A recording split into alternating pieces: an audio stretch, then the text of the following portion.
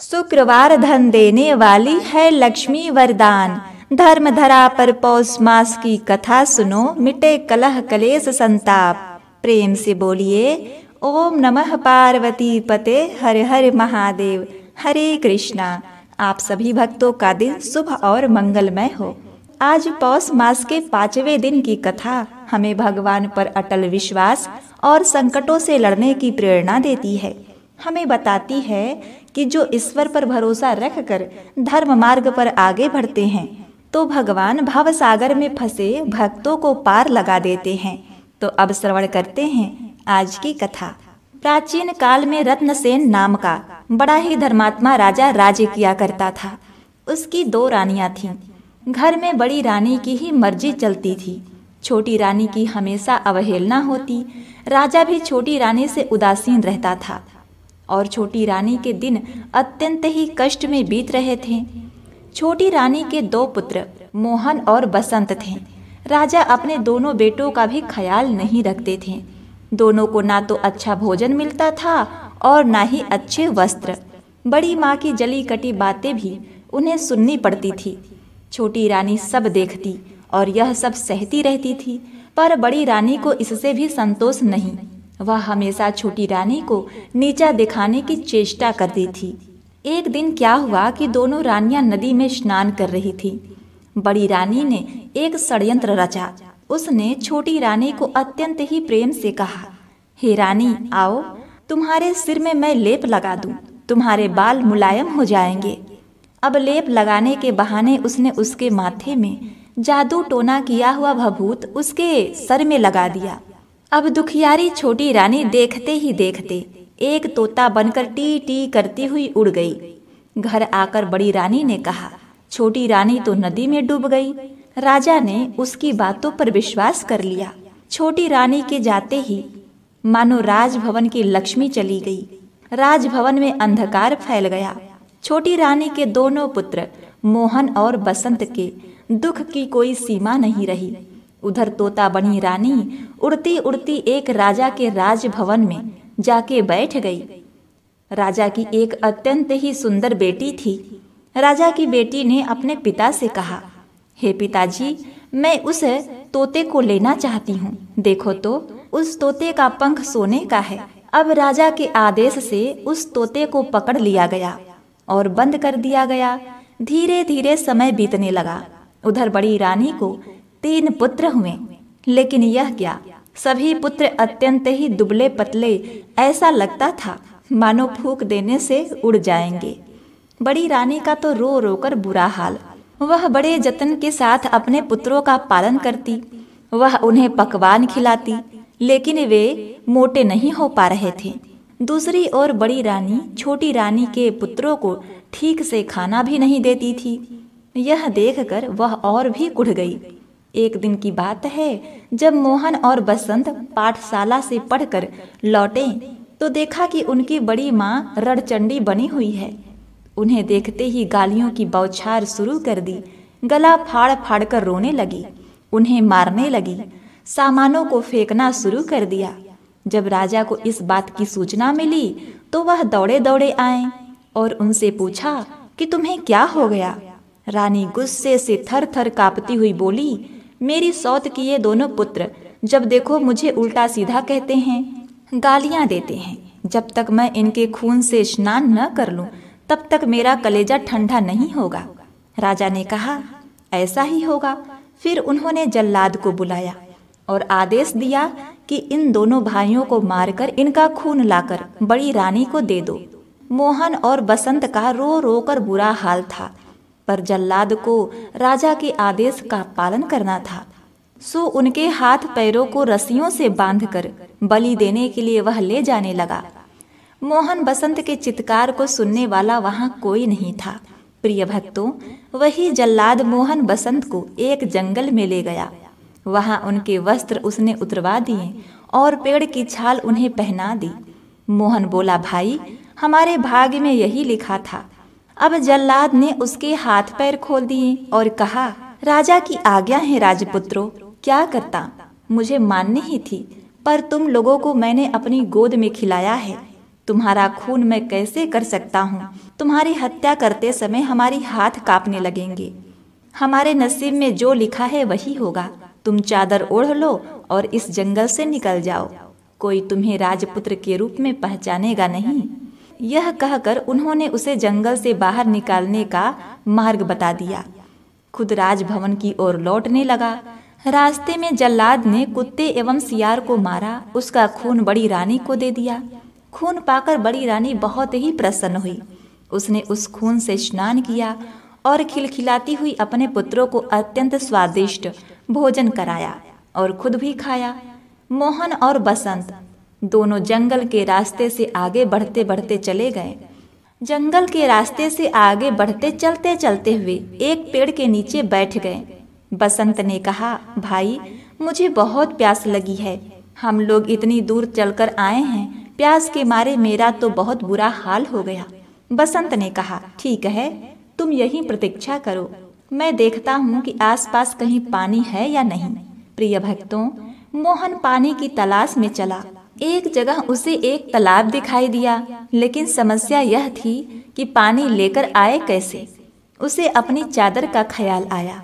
अगर चादर को पानी में अच्छी तरह भिगो लिया जाए तो बसंत की प्यास मिट सकती है। यह सोचकर तालाब में उतरा। जिस राज्य की सीमा के अंतर्गत वह तालाब था, उस राज्य के राजा का अचानक देहांत हो गया। राजा की कोई संतान नहीं थी। समस्या उत्पन्न हुई कि राज सिंहासन पर कौन बैठेगा। सिंहासन को खाली नहीं रखा जा सकता। इस पर काफी विमर्श हुआ। प्रिय भक्तों, अंत में मंत्रियों एवं प्रजा ने मिलकर तय किया कि जिस व्यक्ति के माथे पर तिलक होगा उसे ही राज सिंहासन पर बैठाया जाएगा।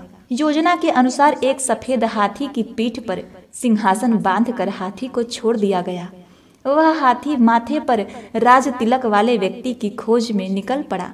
इस प्रकार इस क्रम में उस तालाब के पास पहुंचा जहां मोहन अपनी चादर को पानी में भिगो रहा था।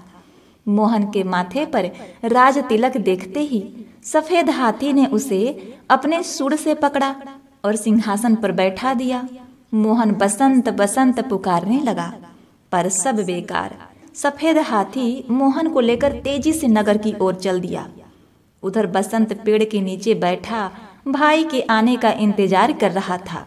बहुत देर तक जब उसका भाई नहीं आया तो डर के मारे वह रोने लगा। सारा दिन बीत गया। रात हुई तो रो रो कर वह वहीं सो गया। दूसरे दिन सुबह एक सन्यासी उधर से गुजर रहा था। बसंत को उस हाल में देखकर उसे बड़ी दया आई। उसने उसे गोद में उठा लिया और जंगल में बनी अपनी कुटिया में ले गया। वह सफेद हाथी मोहन को लेकर उस राज्य के प्रजा के समक्ष उपस्थित हुआ। तभी नए राजा का स्वागत किया गया। मोहन को राज सिंहासन पर बैठा दिया गया। राज तिलक कर दिया गया। मोहन को कुछ समझ नहीं आ रहा था कि ये क्या हो रहा है। उसे रह रहकर अपने भाई बसंत की बहुत याद आ रही थी। समय बीतने लगा। मोहन ने परिस्थितियों से समझौता कर लिया। वह कुशलता पूर्वक राज्य को संभालने लगा। अब उसे किसी भी चीज का अभाव नहीं। अब उधर बसंत जंगल में सन्यासी की कुटिया में अपने दिन बिता रहा था। वह रोज हवन के लिए जंगल से लकड़ियां काट कर लाता, पूजा के लिए फल तोड़ कर लाता और जंगल के कंद मूल खाकर अपना पेट भरता था। कभी कभी वह सन्यासी के पास बैठकर शास्त्रों एवं वेदों का ज्ञान भी प्राप्त करता। इधर मोहन और बसंत के पिता पर दैव आपदा आ गई। उनका सारा राज नष्ट हो गया। राजा सबको छोड़ छाड़ कर अज्ञातवास को चले गए। बड़ी रानी की दशा भी अत्यंत ही दयनीय हो गई। भीख मांगकर जीवन निर्वाह करने की नौबत आ गई। परंतु फटे पुराने गंदे चिथड़े कपड़ों को देखकर लोग उन्हें दुत्कार देते। एक दिन दुखी होकर बड़ी रानी अपने तीनों पुत्रों के साथ समुद्र के किनारे खड़ी थी। अचानक समुद्र की लहरों में तीनों पुत्र बह गए। रानी ने अपने पुत्रों को बचाने की बहुत कोशिश की, पर सब बेकार। अब दुखी होकर रानी भी समुद्र में कूद पड़ी। उधर राजा की बेटी ललिता, जिसने तोता बनी छोटी रानी को अपने पास रखा था, वह अब बड़ी हो गई। अपनी रूपवती कन्या के लिए राजा योग्य वर की तलाश कर रहे थे, पर वैसा वर उन्हें मिल नहीं रहा था। तब अपनी रानी से परामर्श करके उन्होंने स्वयंवर का आयोजन किया। स्वयंवर सभा में अनेक राज्यों के राजपुत्र उपस्थित हुए। प्रिय भक्तों, इधर ललिता ने स्वयंवर के लिए श्रृंगार करना आरंभ किया। बालों को जूड़ा बनाया, आंखों में काजल लगाया। फिर तोता बनी छोटी रानी से पूछा, और मुझे क्या करना चाहिए? तो तोते ने कहा, मैं तुम्हारी जगह होती तो पाँवों में सोने की पायल पहनती, इससे रुनझुन की बहुत मधुर आवाज आती। ललिता ने सोने के पायल पहन ली। फिर पूछा, बोलो अब क्या करना चाहिए? तोते ने कहा कि अगर मैं तुम्हारी जगह होती तो सोने की जरी वाली साड़ी पहनती। तोते की बात सुनकर ललिता ने सोने की जरी वाली साड़ी पहनी। फिर तोते ने कहा, अब तुम हीरे का हार पहन लो, बहुत सुंदर लगेगा। ललिता ने हीरे का हार पहन लिया और फिर पूछा। अब तोते ने कहा कि काने में जड़ाऊं कर्णफूल और मांग में हीरे का टीका पहनने से ही नारी का श्रृंगार पूरा होता है। ललिता ने सारी चीजें पहन ली। अब तोते ने कहा, सब तो हुआ, पर मुग्धा न होने से श्रृंगार तो पूरा होगा ही नहीं। तुम्हारे पास तो गजमुक्ता है ही नहीं। अगर स्वयंवर में आए हुए राजकुमारों में से कोई गजमुक्ता ला दे तो समझना वही तुम्हारे योग्य वर है। यह सुनकर ललिता ने सारे साज श्रृंगार उतार दिए और घोषणा करवा दी कि जो राजकुमार उसके लिए गजमुक्ता लाएगा उसी से वह विवाह करेगी। घोषणा सुनते ही सारे राजकुमार गजमुक्ता की खोज में निकल पड़े। राजकुमारों ने सुना था कि सभी हाथियों में गजमुक्ता नहीं होती। समुद्र के किनारे पाए जाने वाले किसी किसी हाथी में ही गजमुक्ता होती है। अतः सारे राजकुमार समुद्र की ओर चल पड़े। समुद्र के किनारे पहुंचने से पहले ही हाथियों के एक झुंड ने उन पर धावा बोल दिया, जिस कारण अनेक राजपुत्रों के हाथ पैर टूट गए, अनेक घायल हो गए और इस तरह सब हताश होकर निराश होकर वापस लौट आए। कुछ दिनों बाद यह समाचार मोहन बने राजा के कानों तक पहुंचा। उसे राजपुत्रों की दुर्दशा पर दया आ गई और ललिता के आचरण पर अत्यंत ही क्रोध आया। उसने निश्चय किया कि वह ललिता के अहंकार को चूर चूर कर देगा।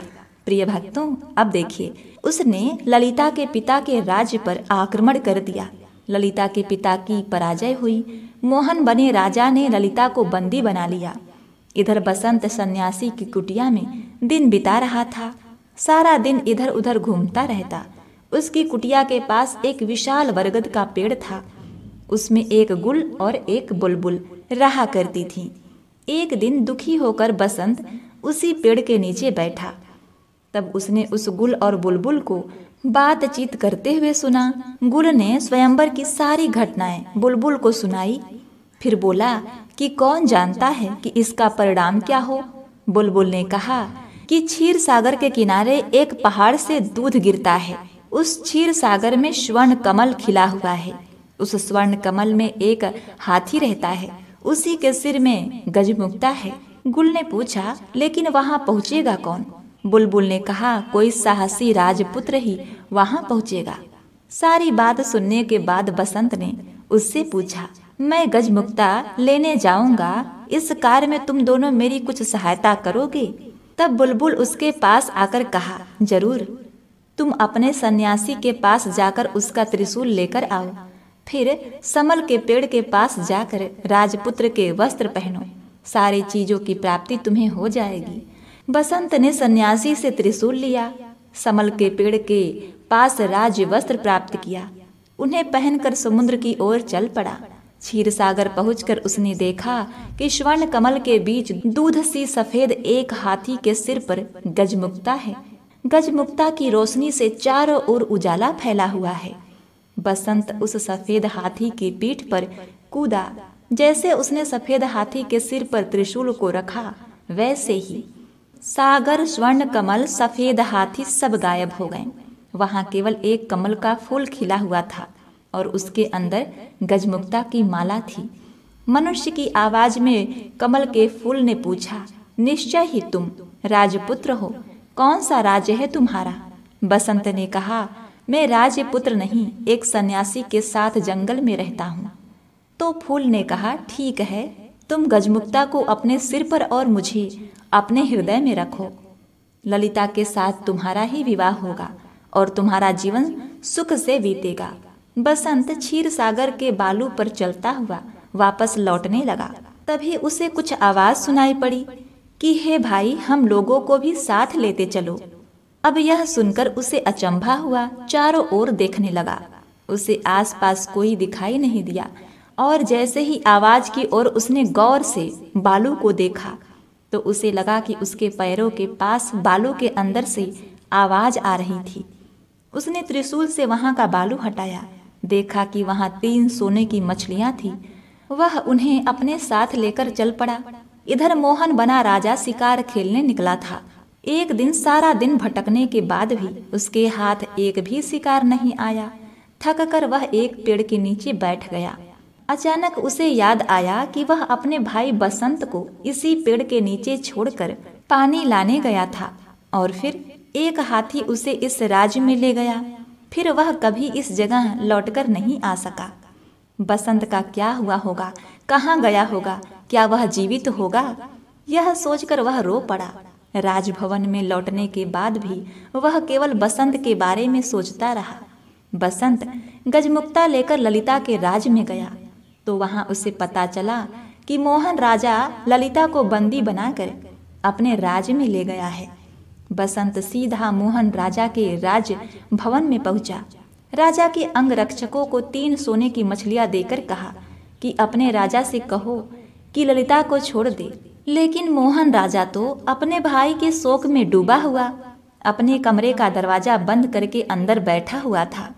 राजा की आज्ञा की प्रतीक्षा में बसंत 7 दिनों तक हाथ में त्रिशूल लिए सिर पर गजमुक्ता रखे राजमहल के सामने बैठा रहा। 8वें दिन मोहन राजा थोड़ी सामान्य हुआ तो दासियां सोने की मछलियों को काटने बैठी। लेकिन आश्चर्य, मछलियां बोल उठी कि हमें न काटो, हम राजा के भाई हैं। अंगरक्षकों ने जब राजा मोहन को बसंत की बात बताई तो वे स्वयं राजभवन से बाहर आए। वहां उसने अपने भाई बसंत को देखा तो दौड़कर उसे अपने गले लगा लिया। तभी वे दासियां उन बोलने वाले सोने की मछलियों को लेकर राजा के पास पहुंची। लेकिन आश्चर्य, मोहन राजा के हाथ लगाते ही तीनों मछलियां 3 मनुष्य के रूप में बदल गई। उन्हें देखते ही वे पहचान गए कि वे बड़ी रानी के पुत्र थे। मोहन बसंत ने बड़ी रानी और राजा के दुर्भाग्य की सारी बातें उनसे सुनी और उनकी आंखों में आंसू बहने लगे। 5 भाई आनंद पूर्वक राजभवन में रहने लगे। मोहन राजा अपने भाई बसंत के विवाह की तैयारी करने लगा। उसने ललिता के पिता के पास समाचार भेजा कि उन्हें मुक्त किया जा रहा है। पिंजरे के तोते ने ललिता को खुशखबरी दी कि गजमुक्ता लेकर राजकुमार आया है। ललिता बोली, जानती हूँ। उसी समय एक दासी दौड़ती हुई आई और उसने प्रसन्नता पूर्वक कहा कि गजमुक्ता लाने वाला राजपुत्र राजा मोहन के भाई हैं। अब ललिता बहुत ही प्रसन्न हुई। उसने तय किया कि वह अपने प्रिय तोते को आज अपने हाथों से स्नान कराएगी। उसने गाय के दूध में कच्ची हल्दी को पीसकर दूध में मिलाया। उसने तोते को स्नान कराया। ललिता ने जैसे ही छोटी रानी बनी तोते को नहलाना शुरू किया। देखते ही देखते तोता एक सुंदर नारी बन गई। ललिता ने आश्चर्य से पूछा, तुम कौन हो, परी हो या देवी? वह बोली कि हे राजकुमारी, मोहन और बसंत मेरे ही बेटे हैं। उसके बाद उसने अपने साथ घटी सारी बातों को उसे बता दिया। अगले दिन ललिता के साथ बसंत का विवाह धूमधाम से संपन्न हुआ। विदाई के समय ललिता ने अपने पिता से कहा, मैं पालकी में अकेले ही जाऊंगी। सभी से विदा होकर ललिता सुंदर पालकी में बैठ गई। उसने चुपके से छोटी रानी को अपनी पालकी में बैठा लिया। बसंत भी अपने पालकी में बैठ गया। मोहन राजा के महल के पास जब पालकी रुकी तब उससे ललिता के अलावा एक अपूर्व सुंदरी नारी थी। वह उतरी। सब उसे आश्चर्यचकित होकर देख रहे थे। उसने पालकी से उतरते ही पूछा, कहाँ है मेरे मोहन बसंत, मेरे पास आओ। माँ की पुकार सुनकर मोहन बसंत दौड़कर आए और उससे लिपट गए। अब बड़ी रानी के तीनों पुत्र भी दौड़कर वहां पहुंच गए। इस सुखद समाचार को सुनकर थोड़े दिनों बाद राजा भी लौट आए। इस प्रकार छोटी रानी के दुखों का अंत हुआ। सभी के दिन सुखपूर्वक व्यतीत होने लगे। प्रिय भक्तों, इसलिए कहते हैं कि चाहे विपत्ति कितनी भी अधिक क्यों न हो, हमें धर्म का मार्ग नहीं छोड़ना चाहिए। भगवान पर विश्वास रखकर अच्छे वक्त की प्रतीक्षा करनी चाहिए, धैर्य धरना चाहिए। भगवान अपने भक्तों को कभी भी निराश नहीं करते।